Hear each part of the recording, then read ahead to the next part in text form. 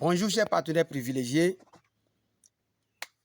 Si c'est pour la première fois, vous avez la chance de tomber sur la chaîne Une Mine échappée en Afrique. Soyez les bienvenus. Vous avez deux choses à faire. La première, abonnez-vous simplement. Activez la petite cloche pour ne plus rater aucune de nos pépites. Et pour ceux qui ne me connaissent pas, moi c'est Coach Emmanuel Donagnounofou. Je suis agro-businessman, c'est-à-dire tout ce qui concerne l'agriculture et l'élevage et qui peut vous faire grossir votre compte en banque là. Nous sommes dans toutes ces activités et notre spécialité, c'est l'élevage des escargots géants d'Afrique. J'ai un secret, j'ai suivi un documentaire qui m'a laissé vraiment perplexe, qui m'a vraiment laissé la bouche ouverte depuis des jours. Je ne fais que penser à cela. Restez scotchés jusqu'à la fin. Je vais dérouler tout le sujet et dans les commentaires, chacun va nous dire qu'est-ce qu'il faut faire pour contrer cette nouvelle attaque qui se prépare copieusement contre l'Afrique. Est-ce que vous voyez? De quoi je veux parler? Je veux parler de la guerre alimentaire. Vous voyez, la guerre, elle est sous plusieurs formes. Il y a la guerre nucléaire, il y a la guerre de l'information, il y a la guerre technologique, il y a aussi la guerre alimentaire. Et dites-vous, parmi toutes ces guerres, la guerre la plus meurtrière, la guerre la plus sauvage, la guerre la plus dévastatrice serait la guerre alimentaire. Oui, je dis ça pourquoi? Parce que vous voyez, il n'y a pas longtemps, en 2020, lorsqu'on nous avait obligé de cacher le nez là, cette maladie a fait quelques ravages en Afrique. Mais ce n'est pas la maladie même. Hein. C'était lorsqu'on avait parlé de confinement, la peur de quoi manger, la peur de comment on va faire, la peur de je ne peux plus sortir, la peur de je ne suis plus libre. C'est ça qui a tué bon nombre de nos parents, je vous assure. Ce n'est même pas le virus. Quand on se sent privé de sa liberté, de faire ce qu'on veut, comme on veut là, c'est que ça tue psychologiquement l'homme. Parce que l'homme de nature aime trop sa liberté. Mais tout ce qui va entraver sa liberté là, c'est que n'est pas vraiment bon arrivé chez lui. Quand on prend les 5 continents du globe terrestre, l'Afrique est de loin la mère de l'humanité. C'est l'Afrique qui possède 70% des terres cultivables. Donc, en temps normal, bien mathématiquement parlant, s'il y a un continent qui doit aller au secours de notre continent, ça devrait être le continent africain. Oui, nous avons tout. Nous avons tout ce qu'il nous faut. Mais pourquoi nous sommes à l'assistanat depuis des siècles? Et n'importe quelle communauté se lève là, il nous prend pour des animaux. Même les animaux, certains animaux ont encore plus de la valeur à leurs yeux par rapport à la race africaine. Pourquoi? Et on ne se pose pas les bonnes questions. Même si on se pose les bonnes questions là, on ne prend pas l'engagement de se faire respecter. On ne réclame pas le silence au marché. On ne réclame pas le respect, mais on se fait respecter d'abord par son comportement, par ses compétences. C'est que on impose le respect. Et par rapport à ce qui concerne la liberté là, la liberté s'arrache. Personne ne veut te donner la liberté parce que tout le monde veut gouverner, tout le monde veut avoir une parcelle de pouvoir. Vous voyez, depuis la nuit des temps, nos parents vivaient comment? De la culture et de l'agriculture et de l'élevage. C'est-à-dire, lorsque tu viens dans mon champ, tu viens sur ma ferme, tu vois, tout ça là, c'est des papayes solo. Ah, coach, tes papayes solo là me plaît, hein? Comment il peut faire? Il veut dire, ok, j'ai des graines là, je vais te donner. La meilleure des choses que je peux te faire, quand je t'aime là, c'est les graines, c'est-à-dire les semences là, je vais te donner. Et à toi-même, va planter ça chez toi. Sinon, si je te donne des papayes là, une fois, deux fois là, ce ne serait pas bien, je ne te fais pas du bien. Mais la meilleure des choses, ce que nous avons hérité de nos parents là, c'est de donner les semences. Les semences chez nous en Afrique là, ça se partage. C'est la moindre des choses. Mais il y a quelque chose qui arrive. D'ici là, on va nous interdire de donner nos semences. Et nos gouvernants, ils sont là, ils ne disent rien. Comment on peut accepter des choses bidons? Les autres qui n'ont pas assez d'espace que nous, est-ce que c'est à eux de nous aider par rapport aux cultures? C'est à eux de nous donner des semences? Pourquoi on veut toujours tendre la main à l'autre? La main qui est en bas, la main qui reçoit tout le temps est toujours en bas. La main qui reçoit est esclavagisée. La main qui reçoit est traitée comme de rien. Mais lorsque toi-même tu commences par donner, mais ça c'est la moindre des choses. Quand il te donne, toi-même il faut donner en retour. Là tu peux parler d'égal à égal. Parce qu'il sait que tu as des choses à lui donner. Quand il va se rappeler de ça, il va vraiment se raviser. Comme ce n'est pas lui seul qui te donne là, il te donne un, toi-même, il faut faire tout possible. Cherche une occasion, donne-lui deux. C'est ça la vie. D'abord, depuis le cocon familial, il faut commencer par éduquer nos enfants comme ça. Que nos enfants ne soient pas des récepteurs, qu'ils soient aussi, qu'ils deviennent des générateurs, des fournisseurs à part entière. Mais l'Afrique n'est pas faite que de manger de sacrifices. Il y a de dignes fils en Afrique. Il y a de bons citoyens qui sont prêts à manger leur pain à la sueur de leur front. Mais il faudrait que nos gouvernants, nos dirigeants africains là, mon Dieu, une fois quand ils s'asseyent sur le fauteuil là, c'est quoi? C'est que les gens là, ils arrivent à changer tout ce qui se trouve dans leur crâne. Je ne comprends pas. Des gens qui réfléchissent correctement au moment où ils ne sont pas encore présidents. Mais net, ils deviennent présidents là, ils deviennent le tendon de la face. Tout leur problème, c'est leur petite parcelle de pouvoir et leur famille. On peut tuer, on peut détruire, on peut dévaster toute la communauté, on peut décimer la communauté au prix de leur sauvegarder juste leur fauteuil, ou on leur dit ce qu'ils doivent faire là, ça leur suffit largement. Qu'est-ce que ça passe? Des gens qui n'ont jamais fait la médecine, aujourd'hui, dictent la loi aux médecins et aux pharmaciens. Aujourd'hui, ces gens-là sont devenus les plus grands propriétaires des terres chez eux là-bas. Ils sont en train de préparer quelque chose. Ils sont en train de préparer une guerre alimentaire. Ils veulent affamer l'Afrique et l'humanité. Bientôt, ils sont en train de vous donner des semences. Des semences travaillées depuis l'ADN. Des semences modifiées. Des semences empoisonnées. Que quand ça va germer, vous aurez de très jolis fruits avec de très belles couleurs, des bananes bien jaunes, des papayes et bien rouges, je ne sais quoi. Et on est friand de ça. Or, c'est des maladies. Les gens nous empoisonnent au fur et à mesure. Et avec le temps, ils vont détruire toutes nos semences. Maintenant, avant de semer n'importe quoi là, c'est que tu dois avoir la licence de cette semence-là. Si tu as des fruits sur ton... Dès que ça va commencer maintenant, quand on vient par exemple sur ma ferme, on dit, ah, coach, tu as de bons fruits, hein? On prend les fruits là, on prend la semence qui est dedans, on voit que ce n'est pas la semence là, on va dire, tu es verbalisé. Tu es verbalisé, tu as trouvé ça où? Vous ne devez plus planter ces genres de semences là. Si vous voulez planter maintenant là, c'est dans notre entreprise où vous venez acheter.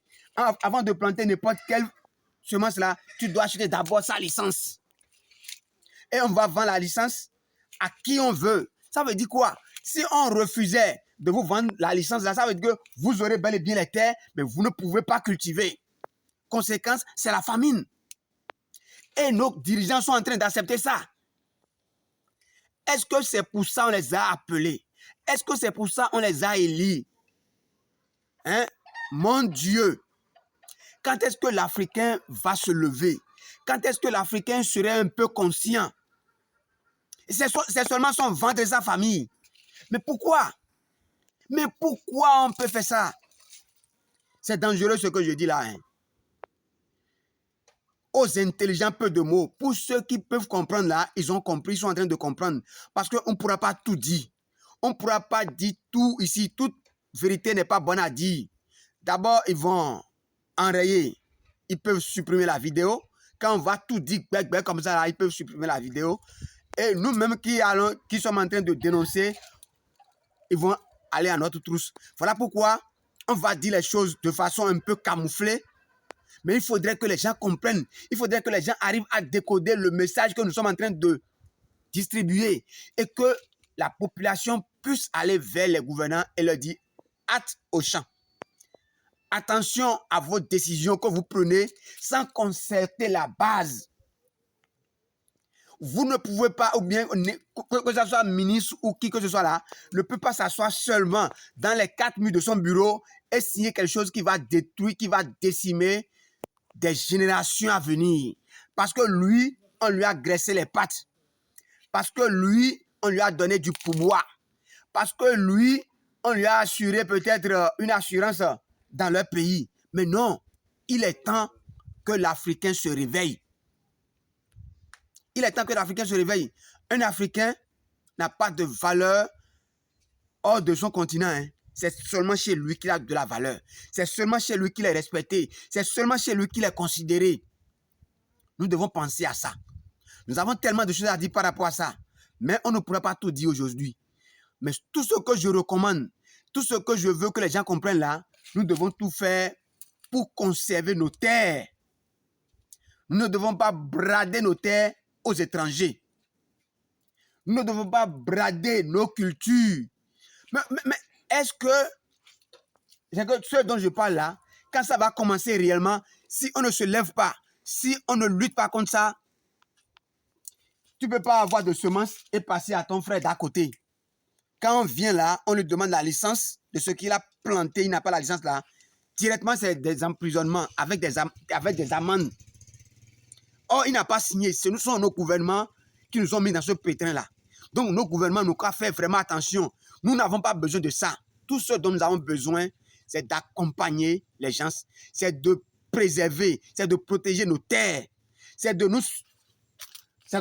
nous sauvegarder nos semences. Nous ne voulons pas changer nos semences. J'en ai acheté plusieurs fois. Les F1, les F2, les F3 là. Ça n'a rien donné. Tout ce que vous voyez sur ma ferme là, c'est des papayes. On va acheter de bons papayes. Quand on finit de manger là, on prend les graines, on lave, on va sécher ça au soleil. Quand ça sèche là, allez, nous passons à la semence. C'est tout ce que nous avons ici. C'est tout ce que nous avons ici. Peut-être on ne sait pas manipuler les semences emballées, bien protégées, F1, F2, F3 là, ça je ne sais quoi. Mais toutes les fois que j'ai acheté là, ça s'est soldé par un chaos. Ça n'a rien donné.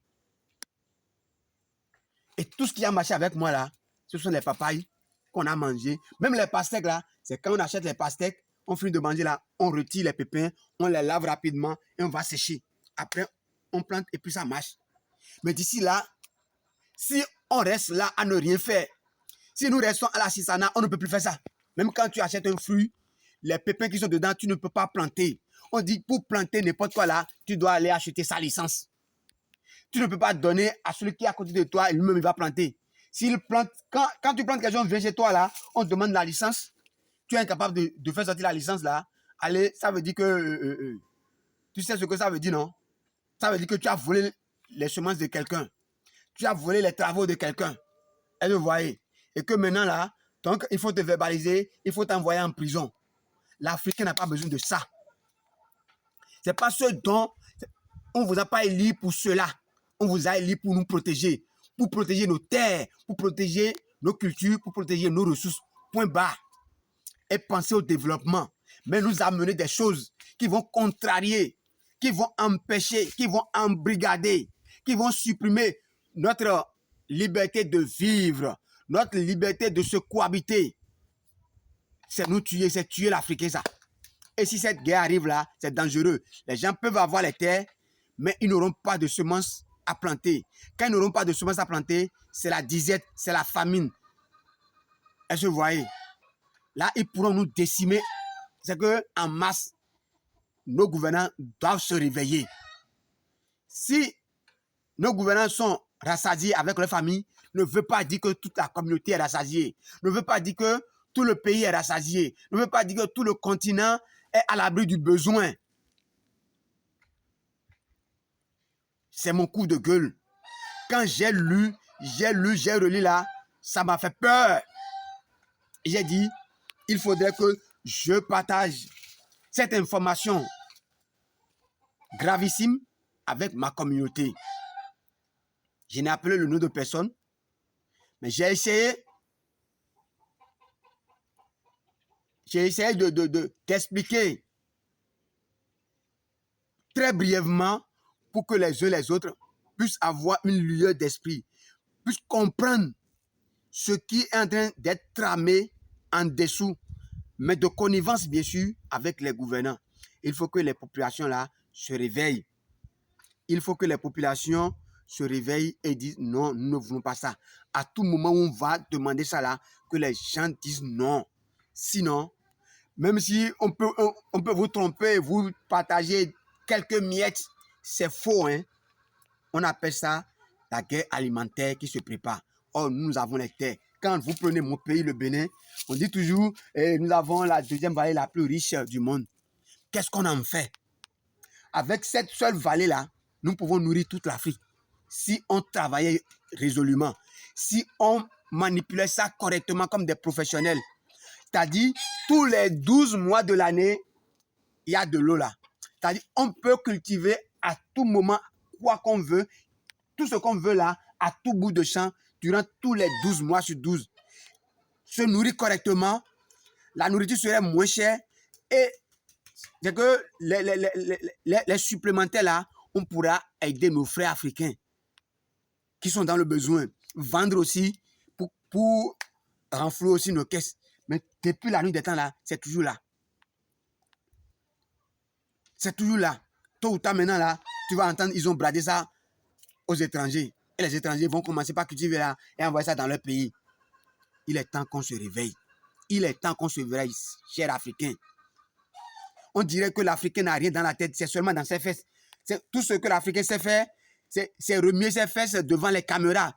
C'est fini. C'est tout comme tout porte à croire que son cerveau se trouve dans ses fesses. Au moment où les Asiatiques, les Américains, les Européens sont en train de travailler jour et nuit à changer la donne. Ils sont conscients que la nature ne les a pas donné tout.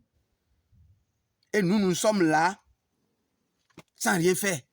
Et ceux qui ont besoin de nous sont en train de nous opprimer, même jusqu'à chez nous.